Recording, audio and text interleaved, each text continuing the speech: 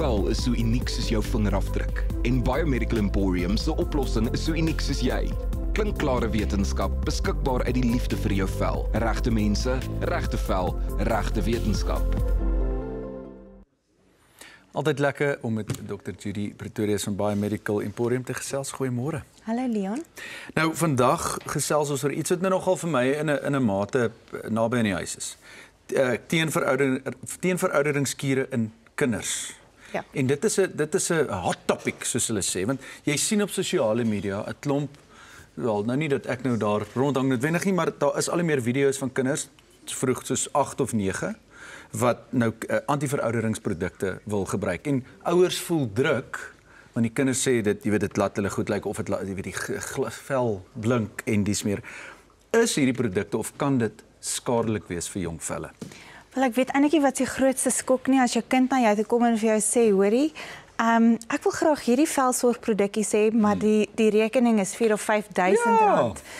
Dis bietjie woelig, maar die probleem met die skoonheidsindustrie is nie eintlik 'n gereguleerde industrie nie. So almal kan op sosiale media gaan en vir jou advies gee oor skoonheid en velsorg ensovoorts, of jy nou kundig of nie kundig is nie.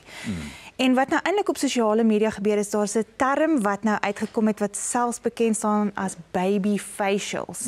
En die teikengroep is jong kinders om vir hulle te sê, hoorie, jy moet al so vroeg as moontlik begin met teenverouderingsprodukte. En as jy gaan kyk, 'n jong kind ontwikkel nog, jou vel ontwikkel nog. So moenie gaan karring wanneer die kontoure nog in plek is nie, en die elastisiteit in plek is, en die kollageen en die elastienfibrille. Jy weet, jy het nog nie plooie nie, jy het nog nie sensitiewe vel en so voort nie.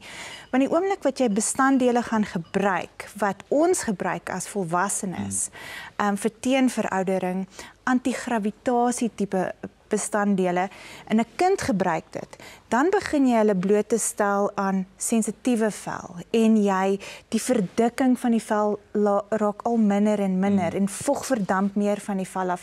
En dan later sukkel jou kinders met goed soos ekseem of akne wat hulle nooit eers sou gekry het nie as gevolg van hierdie tipe van sosiale media wat so gevaarlik is eintlik. Absoluut. Wat is in hierdie produkte? Watse middele is daarin waarvoor mense dalk kan uitkyk voor?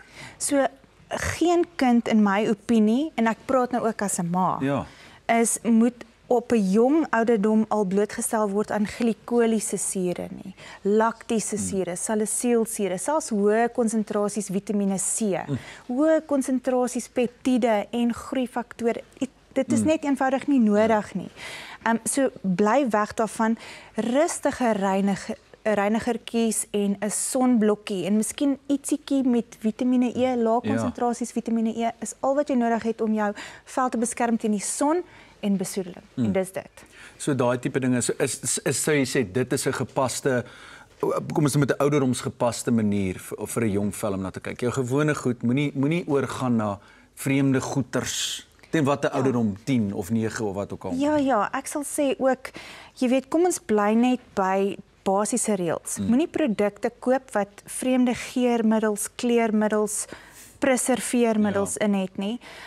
Bly by sonbeskerming, liggewigformule reinigertjies en dalk 'n antioksidant soos Vitamiene E. Dis omtrent dit. Daar's hy. Baie dankie Dr. Judy. Ek dink dis baie goeie raad. Dankie dat jy 'n draai kom maak het vanoggend. Luister mense, luister. Dr. Judy weet waarvan sy praat.